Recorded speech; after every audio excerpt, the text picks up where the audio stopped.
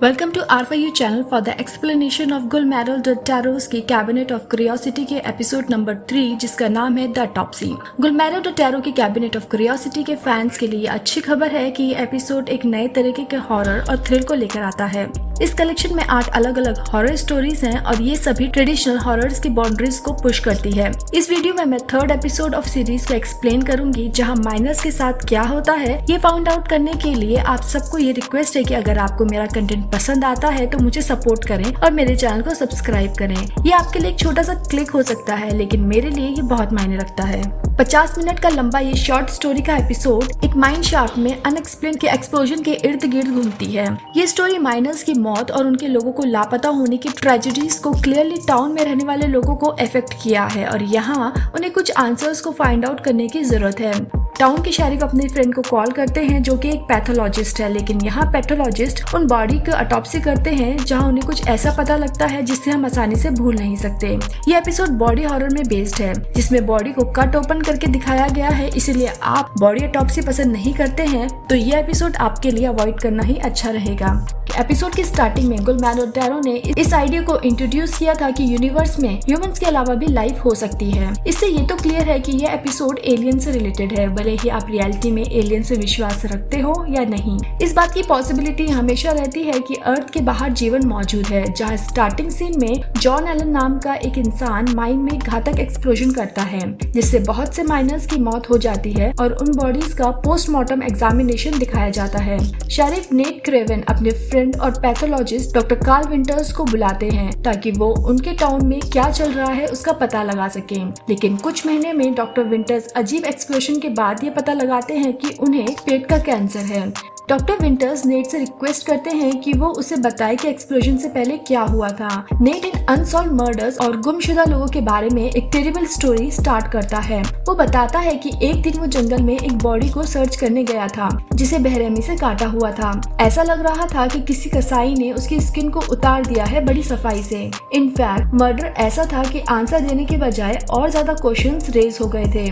फिर उन्होंने मर्डरर को चारे में फंसाने के लिए 2 और विक्टिम्स को खो दिया, लेकिन उन्हें एक सुराग यहाँ मिलता है कि ये पता चलता है कि डेड बॉडी एबेल डॉटी नाम के एक इंसान की थी जिसे जो एलन नाम के एक आदमी ने पब से किडनैप किया था। ये वही आदमी है जिसने माइन में एक्सप्लोजन किया था, लेकिन जिस तरह से सिचुएशन सामने आई है यहाँ ये कोई सिंपल किडनैपिंग नहीं लगती। यहाँ एक्चुअल में हुआ ये है कि एबेल एक एडी स्काई नाम के आदमी से ट्रकर्स ट्रेवर नाम के एक बार में मिलता है, लेकिन जैसे ही एबेल ने एडी को बुलाया तो उसने सोचा कि वो उसका फ्रेंड एडी है, लेकिन उसने उसे ये बताया कि उसका नाम एलन है। यहाँ एबेल कंफ्यूज हो जाता है क्योंकि वो इंसान एडी स्काई ही था जो अपने आप को एलन बता रहा था। लेकिन जब एलन ने उससे पूछा कि यहाँ क्या हो रहा है तो एलन ने उसे बताया कि वो एबेल को एक सीक्रेट बताएगा, लेकिन इसके लिए एबेल को उसके साथ आना होगा। एलन अब एबेल को हिप्नोटाइज करता है और एबेल बिना कोई सीन क्रिएट किए बिना अपनी बियर का गिलास नीचे रख देता है। एबेल एलन से उसके घर चलने को कहता है और दोनों एक दूसरे को देखते हैं जिसमें दोनों की आंखें चमकने लगती हैं। इसके अलावा एलन की आवाज अपनी यूजुअल टोन से कुछ बदल सी जाती है। जाहिर तौर पर एबेल ने एलन को एक्सपेल कर दिया था। अब दोनों पब से निकल जाते हैं और पास के जंगल में एलन की डेड बॉडी पाई जाती है। इस पॉइंट पे यहाँ पर वंपायर एपिसोड होने का भी शक हो सकता है जिसमें बॉडी से ब्लड गायब है। शेरिफ अपना नरेशन कंटिन्यू रखते हैं और वो डॉक्टर विंटर्स को बताते हैं कि वो एडी स्काइज को ट्रैक करने में कामयाब रहे। शेरिफ ने बताया कि एलन रेंट पे रह रहा था और ये चेक करने के लिए वो लोग उसके कमरे में घुस गए जहाँ कुछ गड़बड़ थी। उन्हें वहाँ कुछ अजीब सा लगता है। शेरिफ को वहाँ एक अजीब से बालों वाला एलियन ऑर्ब मिलता है और शेरिफ उसे अपने साथ ले जाने का डिसाइड करते हैं। शेरिफ को लगता है कि इसका टाउन की सभी डेथ से कुछ लेना देना है। ऑर्ब को लेने के बाद शेरिफ माइन में चले जाते हैं जहाँ एडी स्काइस काम करता था। शेरिफ को उसे पहचानने में देर नहीं लगती, लेकिन यहाँ एलन या एडी स्काइस अजीब तरीके से बिहेव करता है। वो पुलिस की कार की ओर भागता है, एक पत्थर से कार की विंडो को तोड़ देता है जहाँ वो उसे एलियन ऑर्ब को लेकर भागने लगता है। अब एलन या एडी माइन की शाफ्ट में गहराई तक चला जाता है और फिर एक्सप्लोजन को सेट करके वो बहुत से माइनर्स की भी जान ले लेता है। नेट ने इसलिए अपने ओल्ड फ्रेंड डॉक्टर विंटर्स को माइनर्स की बॉडी पर ऑटोप्सी करने के लिए कहा था क्योंकि यहाँ नेट के पास कोई और चॉइस नहीं थी और इस केस के आसपास की स्ट्रेंज सर्कमस्टांसेस के आंसर के लिए वो कहीं और जाना भी नहीं चाहता था। डॉक्टर विंटर्स यहाँ अग्री करते हैं और नेट डॉक्टर विंटर्स को उस मुर्दा घर में लेकर जाते हैं जिसे शेरिफ के डिपार्टमेंट ने ऑटोप्सी करने के पर्पज से बनाया था। यहाँ डॉक्टर विंटर्स देखते हैं कि उनका फ्रेंड शेरिफ नेट काफी थका हुआ था और डॉक्टर विंटर्स नेट को कुछ आराम करने और नेक्स्ट मॉर्निंग मिलने के लिए कहते हैं। नेट अपने फ्रेंड के साथ एग्री हो जाता है और नेट डॉक्टर को 10 डेड बॉडीज के साथ अकेला छोड़कर घर चला जाता है, जो काफी सारे सीक्रेट यहाँ पर रखते हैं। डॉक्टर विंटर्स अपने ऑडियो रिकॉर्डर को टर्न ऑन करते हैं और सब कुछ तैयार करते हैं और रिकॉर्डिंग शुरू कर देते हैं। यहाँ वो बॉडीज को काउंट करना शुरू करते हैं। वो पहले मिलर्स की बॉडी की जांच करते हैं और यहाँ उन्हें कोई एनोमलीज नहीं मिलती है।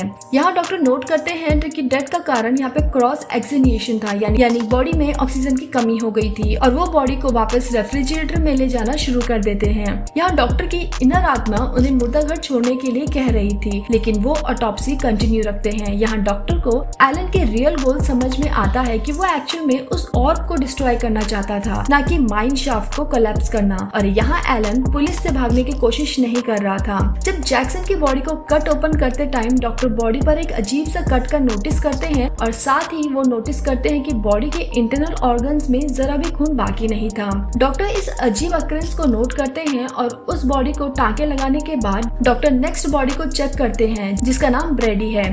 इस बॉडी में भी डॉक्टर को वैसे ही पंचर वाला घाव मिलता है और साथ ही यहाँ इस बॉडी पर भी इंटरनल ऑर्गन्स में खून नहीं होता। यहाँ डॉक्टर विंटर्स की हाइपोथेसिस है कि एलन के पेट में सारा खून लोकेटेड होगा। अब डॉक्टर रेफ्रिजरेटर कंपार्टमेंट में एलन को निकालने जाते हैं तो डॉक्टर को यहाँ शॉक लगता है क्योंकि एलन की बॉडी मूव होने स्टार्ट हो जाती है और अपनी ट्रॉली से खड़े होकर डॉक्टर की डायरेक्शन में बढ़ने लगती है। डॉक्टर विंटर्स इस स्ट्रेंज इवेंट से इतना शॉक हो जाते हैं कि वो अपना नाइफ नीचे गिरा देते हैं। उस नाइफ को लेकर एलन अपने मुंह के टांके खोलने लगता है। जब वो ऐसा करता है तब हम उसके मुंह के अंदर मूविंग टेंटिकल्स को देख सकते हैं। अब यहाँ हम अपने वैम्पायर थ्योरी को एंड कर सकते हैं क्योंकि यहाँ पर एक्स्ट्रा टेरिटोरियल थ्योरी को लाया जा सकता है। अब एलन खड़ा होता है और उसके माउथ के अंदर के टेंटिकल्स डॉक्टर को नॉक आउट कर देते हैं। डॉक्टर मुर्दा घर के ऑपरेटिंग लाइट के नीचे बंधे हुए उठते हैं। अब एलन अपने अंदर के एलियन से इस फैक्ट के बारे में बात करना शुरू कर देता है कि उसका असली फॉर्म अभी छोटा और रिपल्सिव है और डॉक्टर को ये क्लियर हो जाता है कि ये स्पेस से आया कोई एक्स्ट्रा टेरिटोरियल ट्रेवलर है जिसने एलन की बॉडी पर रिसाइड किया है। यहाँ ऑर्म ने एक शिप की तरह सर्व किया था जिसने उसे शैटर्ड किया अपनी सीक्रेसी और अपनी स्पीसीज के आसपास को सीक्रेट बनाए रखने के लिए। और वो डॉक्टर विंटर्स को इन्फॉर्म करता है कि वो जल्द ही उसकी बॉडी में एंटर करेगा और यहाँ तक कि वो डॉक्टर के पेट के कैंसर के बारे में भी जानता था। अब डॉक्टर विंटर्स को कैप्चर करने के बाद एलियन खुद को एलन के बॉडी से ट्रांसफर करके डॉक्टर विंटर्स के बॉडी में रहने के लिए तैयार होना शुरू हो जाता है। ये पूरा सीन देखने में काफी अनकंफर्टेबल हो सकता है। वैसे तो एलियन आगे बोलता है कि वो डॉक्टर विंटर्स की जॉब से काफी इंस्पायर्ड है जिसमें ऑटोप्सी करना इंक्लूडेड है। एलन डेड विक्टिम्स की बॉडी को कंज्यूम कर सकता है जिसे डॉक्टर के पास ऑटोप्सी के लिए लाया गया है।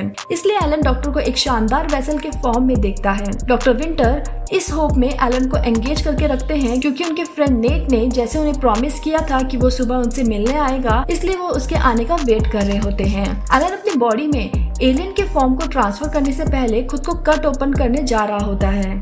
जैसे कि डॉक्टर विंटर्स ने एपिसोड की स्टार्टिंग में कहा था कि उनके कैंसर की वजह से उनके पास ज्यादा टाइम नहीं है as a man of the science है और समझते हैं कि ये लाइफ एक नॉर्मल और इनविटेबल पार्ट है। इसी थॉट्स की वजह से डॉक्टर दुखी और डिसअपॉइंटेड नहीं है कि उनका फाइनल मोमेंट इस तरह एंड होगा। वो समझते हैं कि इस डिस्ट्रक्शन को रोकने का एक सही तरीका है कि जैसे ही एलियन उनकी बॉडी में एंटर करता है वो उसके सेंसरी ऑर्गन को काट देंगे। इसके बाद वो अपनी गर्दन काट देंगे जिससे वो ब्लीड कर सके और एलियन भूख के कारण उनकी बॉडी में ही दम तोड़ देगा। डॉक्टर विंटर्स एलन को ट्रैप करने में सफल हो जाते हैं और यहाँ एलियन का क्लेम है कि सरवाइव करने के लिए वो तुरंत नेट को प्रोसेस कर लेगा, लेकिन डॉक्टर एलियन को रियश्योर करते हैं कि वो उसकी बॉडी में मर जाएगा और ये सब अब मिस्ट्री नहीं रहेगी कि उसकी स्पीसीज एग्जिस्ट करती है क्योंकि डॉक्टर ऑटोप्सी ऑब्जर्वेशन को रिकॉर्ड करने के लिए जिस टेप का यूज कर रहे थे उसमें एलन के बोले गए हर शब्द शामिल है। इस तरह एलन का एरोगेंस उसकी कमजोरी बन जाता है। टेप रिकॉर्डर रूम में सबसे ऑब्वियस डिटेल है लेकिन वो खुद पर इतना श्योर है कि वो इसे अनदेखा कर देता है। यहाँ क्रेडिट रोल में नेट अपने डियर फ्रेंड की हॉरिबल डेथ देखकर टेप प्ले करता है और यहाँ डॉक्टर के अंदर एलियन मर चुका था। फिर भी यहाँ श्योरली कहना इम्पॉसिबल है क्योंकि यहाँ एपिसोड का ओपन एंड है, लेकिन हम कम से कम Abraham as doctor Carl Winters और Luke Robert as Joe Allan की ब्रेथ टेकिंग परफॉर्मेंस के बारे में बात जरूर करनी चाहिए। स्पीच मिक्सिंग और कैमरा सिलेक्शन बहुत ही खूबसूरती से किया गया है। हम किस पर कंसंट्रेट करें, क्योंकि यहाँ दो लोग अपनी फाइनल मूवमेंट्स को इतनी अच्छी तरह से परफॉर्म करते हैं कि कुछ भी बोलना यहाँ कम ही होगा। अगर ये सोचा जाए कि उन दोनों के आर्गुमेंट्स कितने थॉट प्रोवोकिंग हैं, तो ये सुनने में अटपटा और थोड़ा पेचीदा जरूर लग सकता है, क्योंकि वो डिस्कस करते हैं कि डेथ के बाद भी कैसे कोई मददगार हो सकता है। नेचुरली डॉक्टर विंटर्स ह्यूमैनिटी की डिस्ट्रक्शन को रोकने के लिए अपने लास्ट मूवमेंट्स का यूज करने की बात कर रहे थे, जबकि एलन ह्यूमैनिटी को मारने की बात कर रहा था। तो यहाँ से वो लोगों को मारना शुरू कर सकता था। ये शॉर्ट फिल्म डेफिनेटली आपके दिमाग को ब्लो कर देगी, क्योंकि ये एक विजुअल स्पेक्टिकल है। हॉरर एलिमेंट्स को यहाँ अनएक्सप्लेन्ड डेथ के गायब होने से बताया गया है और पूरे मुर्दा घर के मीडियम से इसे सामने भी लाया गया है। एक एक करके बॉडी को कट करना और बोन्स का चटकना किसी भी व्यूअर्स को परेशान करने के लिए काफी है, साथ ही किसी भी हॉरर फैन के लिए मजेदार भी, और साथ ही ये नेटफ्लिक्स पर देखने के लिए रेडी भी है। अब यहाँ हम मिस्टीरियस एलियन के बारे में क्या जानते हैं। एलियन डेफिनेटली इस स्टोरी का एक मेजर कैरेक्टर है। जहाँ तक अपीयरेंस की बात करें तो एक बार एंटिटी खुद को एलन से ट्रांसफर करने की ट्राई में बाहर आ जाती है, जहाँ हम देखते हैं कि एक अजीब और घिनौना स्क्विड जैसा क्रिएचर है जिसमें कई टेंटिकल्स हैं, जो एक बड़ी सी आंख जैसा लगता है। लेकिन ये काम नहीं करती, क्योंकि एलियन खुद एक्सेप्ट करता है कि वो ह्यूमन रेस से कुछ आगे बढ़ चुका है, जिसका मतलब है कि उनके पास कोई एक्सटर्नल सेंसेस या सेंसरी ऑर्गन नहीं है और ना ही वो इवॉल्व होते हैं। इंडिपेंडेंट क्रिएचर्स के फॉर्म में वो खुद को जीवित रखते हैं और इंडिपेंडेंट क्रिएचर की तरह ही वो extra territorial blood sucking parasite है। डॉक्टर विंटर्स एलियन को बताते हैं कि ये एक पैथेटिक पैरासाइट है जो कैंसर से भी बदतर है, क्योंकि उसके पास ना तो कोई होश है और ना ही क्षमता थी, बस एक होस्ट खोजना और उसको हमेशा के लिए खाने के लिए एक अर्ज था। एलियन ने बाद में डॉक्टर विंटर्स को ये भी बताया कि उनकी स्पीसीज बेहद क्रूर है और उन्हें लगता है कि ह्यूमन से वो ऊपर भी हैं, एज उनकी स्पीसीज मोबिलिटी और सेंस की जरूरत से आगे बढ़ चुकी है, क्योंकि अब वो हायर इंटेलिजेंस के हैं और इस तरह ह्यूमन से सुपीरियर हैं और ह्यूमंस को वो अब अपने वेसल की तरह यूज करते हैं। वो मनुष्य को कंट्रोल कर सकते हैं एज वो उनके नाक या मुंह के मीडियम से बॉडी में एंटर करते हैं जब वो अपने लार्वा स्टेज में होते हैं। एक बार बॉडी के अंदर जाने के बाद वो ब्लड पर डिपेंड करते हैं और साइज में बढ़ते रहते हैं। उन्हें ब्लड के लिए ज्यादा से ज्यादा ह्यूमन बॉडी को सर्च करना पड़ता है। इस तरह वो अपने होस्ट को कुछ हद तक जीवित रखते हैं। एक बार जब मुझे पता चला कि एलन या एडी स्काई इस पूरे टाइम कॉन्शियस था, तो ये एक बहुत ही अजीब सा एहसास था, क्योंकि एलियन ने ये इंश्योर किया था कि वो इस बात से अवेयर रहे कि उसके साथ क्या हो रहा है और उसके साथ क्या किया जा रहा है। एलियन डॉक्टर के सामने ये भी एक्सेप्ट करता है कि वो एक्सप्लोजन के बाद शाफ्ट में फंसे और माइनस का खून पी रहा था और उनकी वजह से वो जिंदा भी वहाँ पर था, और उसने साथ ही ये इंश्योर भी किया था कि माइनस को पता रहे कि वो क्यों मर रहे हैं। ये इस एलियन का हॉरिफिक नेचर को शो करता है, जो अपने शिकार पर अत्याचार करके उनका प्लेजर लेता है और बहुत सेटिस्फाई भी होता है। एलियन के अकॉर्डिंग उनकी स्पीसीज इंसानों में बस जाती है। एलियन को अपनी एबिलिटीज पर कॉन्फिडेंस था और उसने यहाँ पे यकीन किया था कि वो एक प्लान के साथ अर्थ पे आया है। इस तरह एपिसोड का एंड उसके एरोगेंस का रिजल्ट उसकी डेथ के फॉर्म में हुआ था। ये एपिसोड काफी अच्छे से बनाया गया है और एलियंस के लॉ के सेकंड एक्ट के कन्वर्सेशन में अच्छे से उसे यूज करके एपिसोड में इंक्लूड और ईज के साथ जोड़ा गया है। इसमें एक एक्सेलेंट सिनेमेटोग्राफी और एक एक्सट्रीमली कंपेलिंग स्टोरी है। जब एलन दोबारा जिंदा होता है तो ब्लडशेड और बेहरामी को शॉकिंग फॉर्म में एपिसोड में दिखाकर स्पेक्टेटर को डराकर चौंकाना कर देता है। ये पूरी सीरीज हॉरर फैंस के लिए एक हैलोवीन सीजन के लिए एक गिफ्ट था। आपकी Guillermo del Toro cabinet of curiosity के थर्ड एपिसोड के बारे में क्या राय है, कमेंट बॉक्स में मेंशन करके जरूर बताइएगा। और आपको चैनल का कंटेंट पसंद है तो इसे लाइक करना ना भूलें और सब्सक्राइब करें अगर आपने अभी तक नहीं किया है तो। Thank you for watching, see you next time.